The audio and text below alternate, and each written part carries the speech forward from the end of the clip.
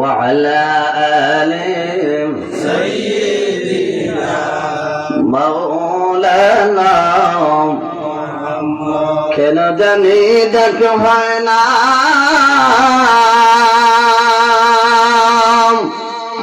যাইতে সোনার মদিনা আল্লাহ দেখাও নবীর নূরের সাহাবে মিটাও মনের বাসনা আল্লাহুম্মা সাল্লি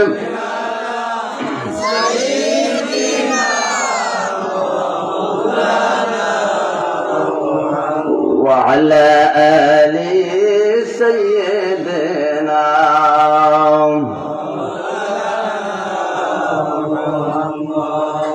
আমার বাবার আমার ভাইরা আমার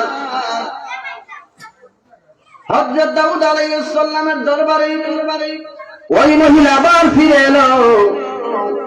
আসার পরে বলল, হে আল্লাহর পয়গম্বর, আমি আটা নিয়ে খুশি নাই, আমি আমার বাতাসের বিচার চাই। কেন আমার আটাগুলা বাতাসে উড়াইয়া নিল? উনি সুলাইমান নবীর পরামর্শে আবার বাবার কাছে আসলেন, দাউদ নবীর কাছে আসলেন। একটু খেয়াল করে শুনবেন বাবা, যে একটা ভালো কাজ করলে কতটুকু সাবধান। আল্লাহ যে বলেছেন, মান জাআ বিল হাসানাতি ফালাহু আশরু আমসালিহা। আল্লাহর কোন কাজ যদি ভালো একটা কাজ মানুষ করে, তাহলে এক কাজের বিনিময়ে 10টা কাজের সাবধান করে। বলেন সুবহানাল্লাহ। একটা কাজ, একটা সৎ কাজ আদেশ করার কারণে আল্লাহ তাআলা 10টা নাকি দান করেন, 10 গুণ বাড়িয়ে দেন। তাই আল্লাহ তাআলা এই যে মহিলার ঘটনাটা শুনলে আপনারা বুঝতে পারবেন যে আমার আল্লাহ তাআলা মানুষকে যদি আল্লাহর কোন ভালো কাজ করে, আল্লাহকে রাজি করার উদ্দেশ্যে কোন মানুষ যদি কোন ভালো কাজ করে, সৎ কাজ করে, তাহলে আল্লাহ তাআলা একটা কাজের বিনিময়ে 10টা নাকি দান করেন। বলেন সুবহানাল্লাহ। অন্যান্য হাদিসে আছে একটা নেকির কারণে, একটা ভালো কাজের কারণে 70 গুণ থেকে 700 গুণ বাড়িয়ে দেন। বলেন সুবহানাল্লাহ। তাই বাবারা আমার, এই যে মাহফিলের ভিতরে এসেছি, এটা একটা ভালো কাজ। এই কাজের কারণে আল্লাহ তাআলা 10টা নাকি দান করেন। বলেন সুবহানাল্লাহ। তাই বাবারা আমার, ভাইরা আমার, ওই মহিলা হযরত দাউদ নবীর কাছে আবার ফিরে আসলো। আসার পরে বলল, হে আল্লাহর পয়গম্বর, আমি আমার বাতাসের বিচার চাই, আমার আটা উড়াইয়া নিল কেন? তখন দাউদ নবী বললেন, আল্লাহর বান্দি, তুমি চলে গেলে আবার ফিরে এলে, ফিরে আসনের কারণ কি? কে তোমাকে পরামর্শ দিয়েছেন? তখন ওই মহিলা বলল, আল্লাহর পয়গম্বর, আমাকে পাঠিয়েছেন আপনার যুবরাজ হযরত সুলাইমান নবী। বলেন সুবহানাল্লাহ। সুলাইমান নবী আমাকে পরামর্শ দিয়েছেন, আমি আপনার কাছে আসছি। তখন হযরত দাউদ আলাইহিস সালাম ডাক দিলেন সুলাইমান নবীকে। সুলাইমান নবী হযরত দাউদ নবীর কাছে আসলেন। আসার পরে দাউদ নবী জিজ্ঞাসা করলেন, হে সুলাইমান, তুমি ওই মহিলাকে আবার ফিরাইয়া দিলা, এর কারণটা কি? তখন সুলাইমান নবী বললেন, ও বাবা, ও আল্লাহর পয়গম্বর, আপনি একজন আল্লাহর পয়গম্বর, আপনি যদি চান তাহলে আল্লাহর কাছ থেকে এই বাতাসের বিচার করা সম্ভব হবে। তাই বাবা, আপনি বাতাসের বিচার করেন, আল্লাহর কাছে প্রার্থনা করেন। কারণ আমি চিন্তা করেছি, আজকে আপনি এই মহিলার বিচার করছেন না, যদি ওই মহিলার কারণে, এই বিচারের কারণে যদি কিয়ামতের দিন আল্লাহর দরবারে যদি আপনি হাজিরা দেওয়া লাগে, আল্লাহর কাজ করা যদি আপনার দাঁড় হওয়া লাগে, তাই এই কারণে আমি ওই মহিলাটার বিচার করার জন্য আবার আপনার কাছে ফিরিয়ে দিলাম। দেখেন কতটুকু চিন্তা, একজন নবী হয়ে আল্লাহকে কত ভয় করতেছেন, আর আমরা দুনিয়ার মানুষ কাকে কোথায় ঠগাইয়া, মানে অনেক মানুষ কষ্ট পায়, অনেক মানুষ বিচারে যায় কিন্তু বিচার সঠিক পায় না। কিন্তু নবীদের কাছে কত সূক্ষ্ম বিচার, এটা কিন্তু এই কাজ থেকে, এই ঘটনা থেকে পাওয়া যায় যে আল্লাহ নবীরা আল্লাহকে কত ভয় করতেছেন। কিয়ামতের দিন যদি আল্লাহ যদি একটু ভুলের কারণে যদি আল্লাহর কাছে জবাব দেওয়া লাগে তাহলে বাঁচার কোনো উপায় নাই। তখন ওই মহিলার কথা শোনার পরে হযরত দাউদ আলাইহিস সালাম কি করলেন? আল্লাহর দরবারে হাত উঠাইলেন, হে আল্লাহ, হে আল্লাহ, ওই মহিলার বাতাসে ওরা কিছু আটা নিয়ে চলে গেছে, আল্লাহ ওই বাতাসটাকে আমার কাছে ফিরাইয়া দাও। সুবহানাল্লাহ, বাতাসটা আমার কাছে এনে দাও, আমি যাকে বাতাসকে জিজ্ঞাসা করতে পারি যে কেন এই আটাগুলা নিয়ে চলে গেল, কোন জায়গায় নিল। তখন আল্লাহর হুকুমে দোয়া করার সাথে সাথে দাউদ নবীর কাছে যেই বাতাসে আটা উড়াইয়া নিয়ে চলে গেছিল, সেই আটা, সেই বাতাসটা হযরত দাউদ নবীর কাছে ফিরে এলো। তখন বাতাসকে জিজ্ঞাসা করলেন, হে বাতাস, ওই বৃদ্ধ মহিলার আটা কোন জায়গায় নিয়ে গেছো, কিসের জন্য নিলা, কি কারণে নিলা? তখন বাতাসের জবাব দেয়, হে আল্লাহর পয়গম্বর, দাউদ নবী, আমি আমার হুকুমে নেই নাই, আমি আমার ব্যক্তিগত নেই নাই, আমি নিয়েছি আমার আল্লাহ তাআলা অর্ডার করেছে। সুবহানাল্লাহ, আল্লাহ তাআলা অর্ডার করেছেন, তাই আমি এই মহিলার আটা উড়াইয়া নিছি। বলে কিসের কারণে? তখন বাতাসে জবাব দেই, হে আল্লাহর পয়গম্বর, দাউদ নবী গো, ওই সমুদ্রের মধ্যে একটা বিশাল একটা জাহাজ আসতেছে, সেই জাহাজের তলদেশে দিছে একটু ছিদ্র হয়ে গেছে, তাই ওই জাহাজের ভিতরে যাহারা মানুষ ছিল তারা বড় হাহাকার করতেছে, আল্লাহর কাছে প্রার্থনা করতেছি, সাহায্য চাইতেছি, হে আল্লাহ আমাদেরকে বাঁচাও, আমাদেরকে বাঁচাও। আল্লাহ এইভাবে জাহাজের মানুষেরা আল্লাহর কাছে প্রার্থনা করতেছে, আল্লাহ যদি আমাদের হায়াত ফিরিয়ে দাও তাহলে আমাদের এই যে জাহাজের ভিতরে যত সম্পত্তি আছে, যত মাল আছে, সব মালগুলা তোমার ওয়াস্তে আমরা ব্যয় করে দিব। সুবহানাল্লাহ, তাই আল্লাহ তাআলা আমাকে হুকুম করেছেন, আমি তখন ওই আটাগুলা উড়াইয়া নিয়া জাহাজের নিচে জাহাজের ছিদ্রগুলা বন্ধ করে দিয়েছি। সুবহানাল্লাহ, জাহাজে এই আটা দিয়া ওই জাহাজের ছিদ্র বন্ধ করে তখন জাহাজের সব মানুষ, মাল সম্পদ সবগুলা বেঁচে গেছে। বলেন সুবহানাল্লাহ। কিছুদিন পর ওই জাহাজ ওই সমুদ্রের তীরে এসে লাগছে, লঙ্গর দিবাদম। সেই সময় হযরত দাউদ আলাইহিস সালাম খবর শুনে ওই সমুদ্রের তীরে গেলেন। যাওয়ার পরে ওই জাহাজ থেকে মানুষ যারা আসছিল, জাহাজের ভিতর থেকে তারা বলল, হে আল্লাহর পয়গম্বর, ও দাউদ আলাইহি ওয়াসাল্লাম, হে দাউদ নবী গো, আমাদের যত সম্পদ আছে, মাল আছে, সব মালগুলা আপনি মানুষের কাছে বন্টন করে দেন। তখন দাউদ আলাইহিস সালাম কি করলেন? দুইটা ভাগ করলেন। একটি ভাগ ওই যে মহিলার আটা উড়াইয়া বাতাসে নিয়েছিল, ওই মহিলাকে এক ভাগ দিলেন, আরেক ভাগ দিলেন প্রত্যেক গরিব মিসকিনদের মধ্যে বন্টন করে দিলেন। দুইটি ভাগ করে এক ভাগ ওই মহিলাকে দিলেন। তখন ওই মহিলা এই যে তো সম্পদ পাইছে, এটা কিন্তু আল্লাহর অর্ডার হয়েছে। বলেন সুবহানাল্লাহ। তখন আল্লাহর নবী, আল্লাহর পয়গম্বর হযরত দাউদ আলাইহিস সালাম ওই মহিলাকে বলতে লাগলেন, ও বৃদ্ধা মহিলা, এত সম্মান, এত মর্যাদাবান, এত রহমত তুমি আল্লাহর কাছ থেকে কিভাবে পাইলেন? কিভাবে পাইলেন? কি কোন কাজে কোন কাজ করেছো? এত বড় কোন আমল করেছো গো, আমাকে বলো। তখন ওই মহিলা বলল, হে আল্লাহর পয়গম্বর, ও দাউদ নবী গো, আমি এমন কোন বড় কাজ করি নাই। আমাদের কাছে, আমার বাড়িতে একজন ভিক্ষুক এসে আমার কাছে চাইল কিছু খাবার দেওয়ার জন্য। তো তখন আমার ঘরে আর কোনো খাবার নাই, আমার ছেলে মেয়েরা সব খেয়ে ফেলেছে, শুধু 2টা রুটি রয়েছে আমার খাওয়ার জন্য, আমার খাবারের জন্য। তখন একজন ভিক্ষুক এসে বলল, হে আল্লাহর বান্দি, ও মা আমাকে কিছু খাবার দাও, আমার বুক পেটে বড় ক্ষুধা। তখন হে আল্লাহর পয়গম্বর ওই ভিক্ষুকের কথা শুনে আমি আল্লাহর ওয়াস্তে ওই ভিক্ষুককে আমার খাবারের 2টা রুটি তাকে আমি দান করে দিলাম। তখন খাবার পরে ওই ভিক্ষুকে 2টা রুটি খাওয়ার পরে আবার বলতে লাগলো, ও মা, হে মা, আমার পেটের ক্ষুধা নিবারণ হয় নাই, আমার আরো বুক রয়েছে, আরো কিছু থাকলে 2-1টা রুটি থাকলে আমাকে দান করো। তখন আমার ঘরে আর কোনো রুটি নাই, আটাও নাই, শুধু কিছু গম আছে, কিন্তু বানিয়ে দিব এই ব্যবস্থা আমার কাছে নাই। তখন আমি ভিক্ষুককে বললাম, ও আল্লাহর বান্দা রে, তুমি একটু আমাকে সময় দাও, আমার ঘরে আটা নাই, রুটিও নাই, যদি তোমাকে আমি রুটি দিতে হয় তাহলে আমার ঘরে কিছু গম আছে, এই গমগুলো আমি ভাঙিয়ে এনে তোমাকে রুটি বানাইয়া খাওয়াইবো, একটু সময় দাও।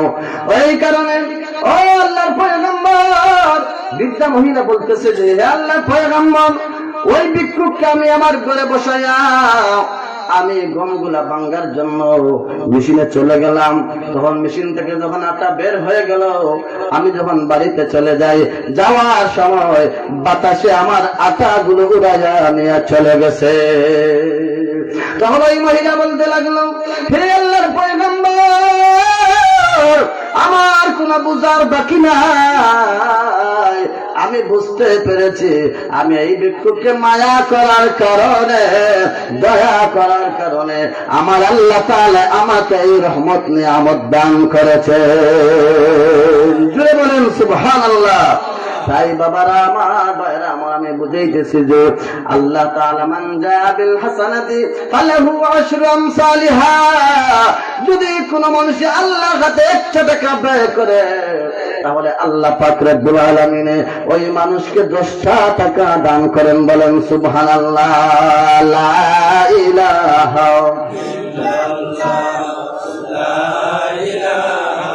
ইল্লাল্লাহ, জোরে লা ইলাহা লা ইলাহা ইল্লাল্লাহ, জোরে লা ইলাহা।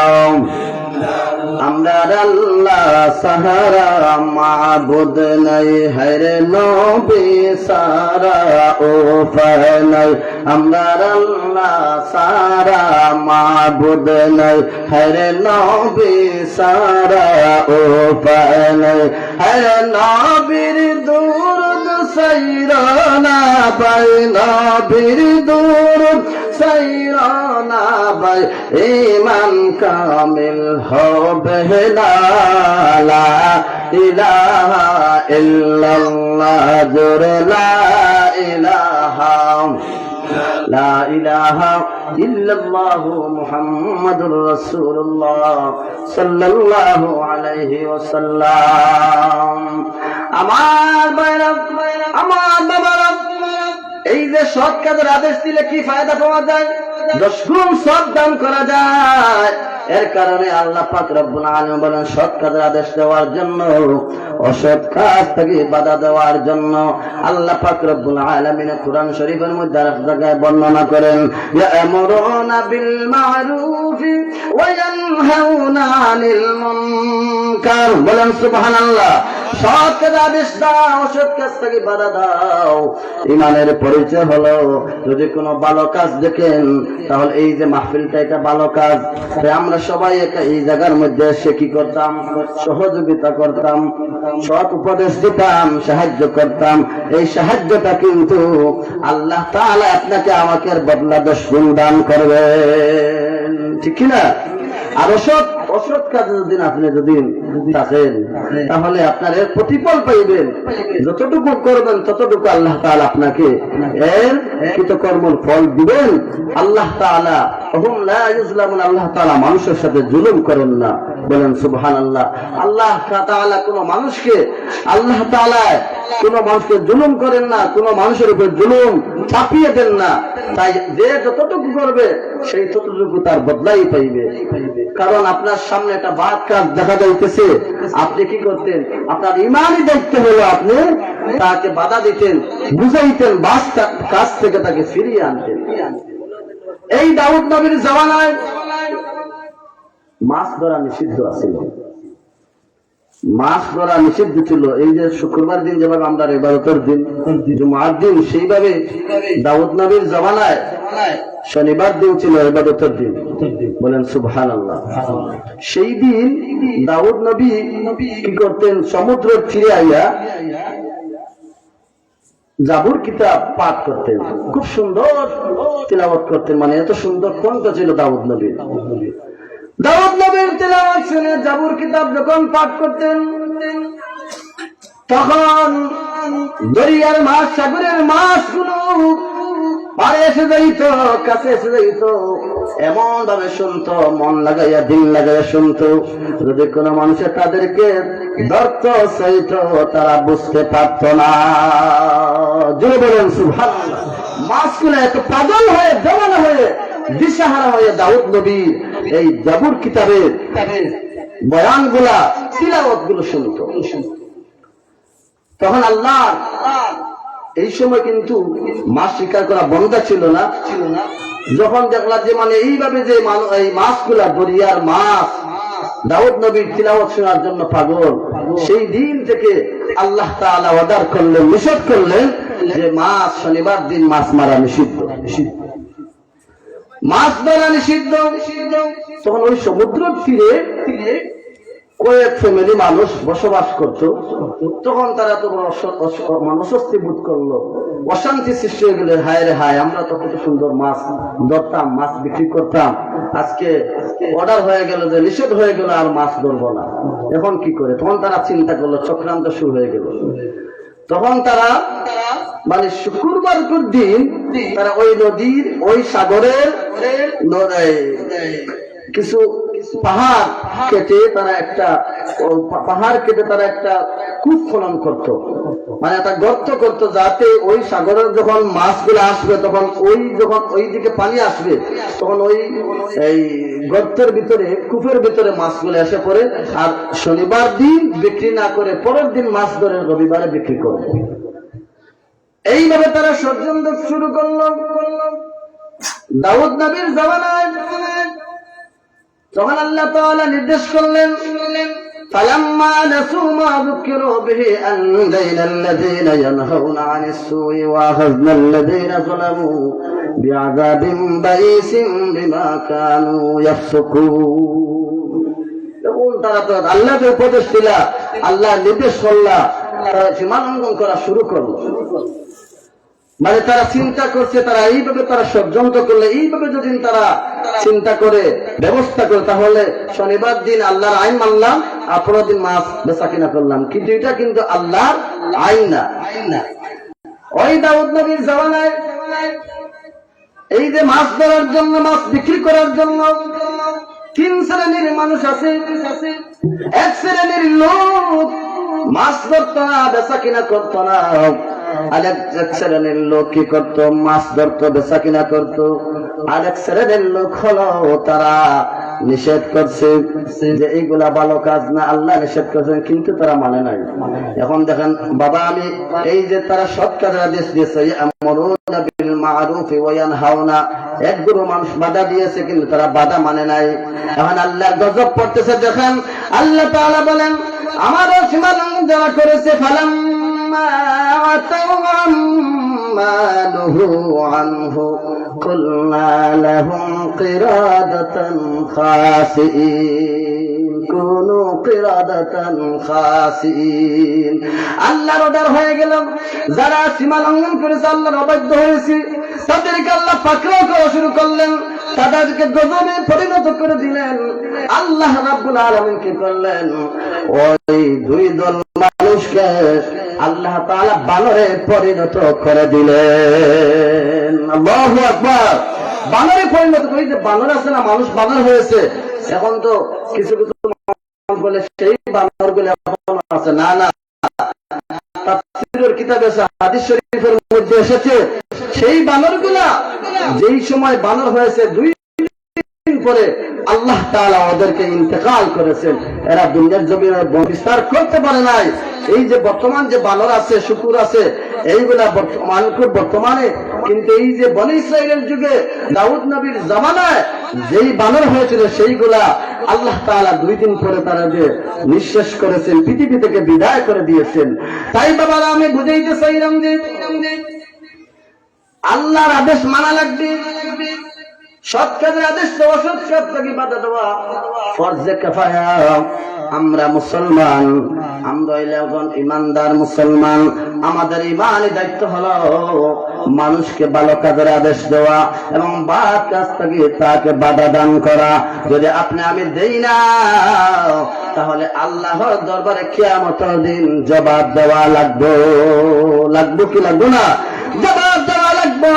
তাই বাবারা আমার, ভাইরা আমার, এই যে আল্লাহ পাক রব্বুল আলামিন আপনাকে আমাকে দুনিয়ার জমিনে পাঠাইছেন, খালি শুধু পেট ভরার জন্য নয়, শুধু নিজে পরস্কারি করার জন্য নয়, আপনিও বাঁচতে হবে, অন্যকেও বাঁচাইতে হবে, আপনার হালকেও বাঁচাইতে হবে, আপনার এলাকার মানুষকে আপনার বাঁচানোর দরকার আছে। আল্লাহ পাক রব্বুল আলামিন বলেন, ইয়া আইয়ুহাল্লাযীনা আমানু أنفسكم وأهليكم نارا। আল্লাহ তাআলা বলেন, হে ঈমানদারেরা, কু আনফুসাকুম ওয়া আহলিকুম নারা, তুমি নিজে বাঁচো এবং তোমার হাল পরিবার পরিবর্গকে দুজখের আগুন থেকে তুমি বাঁচাও। এটাই হলো আমাদের ইমানি দায়িত্ব। তাই বাবারা আমার, সময় শেষ হয়ে গেছে। আল্লাহ পাক রব্বুল আলামিন আপনাকে আমাকে সবাইকে যেন সঠিক সালাত এবং সঠিক পরামর্শ দেওয়ার তৌফিক দান করেন, বলেন আমিন। ওয়া আখিরু দাওয়ানা আনিল হামদুলিল্লাহি রাব্বিল আলামিন। সাল্লাল্লাহু আলা সাইয়্যিদিনা মুহাম্মদ ওয়া আলিহি آمين اللهم آمين ربنا ظلمنا أنفسنا وإن لم تغفر لنا وترحمنا لنكونن من الخاسرين। আল্লাহ আজকের মাহফিলকে কবুল আর মঞ্জুর ফরমাও। আমি গুনাহগার যাচ্ছি, কিছু আলোচনা করলাম যারা শুনলা, আল্লাহ প্রত্যেকের আমল করার তৌফিক দান করে দেও। আয় আল্লাহ গ্রামের तमाम মধ্যগান হলরে মাফ করে এই বাড়ির আজকের মাহফিল আউয়াল থেকে আখির পর্যন্ত কবুল আর মঞ্জুর আল্লাহ তাআলা আল্লাহ জালালু ফরমাও। तमाम সমস্যার সমাধান করে দেও, সন্তান আব্বা আম্মারে মাফ করে দেও। ওয়া সালামু আলাল মুরসালিন, আলহামদুলিল্লাহি রাব্বিল আলামিন।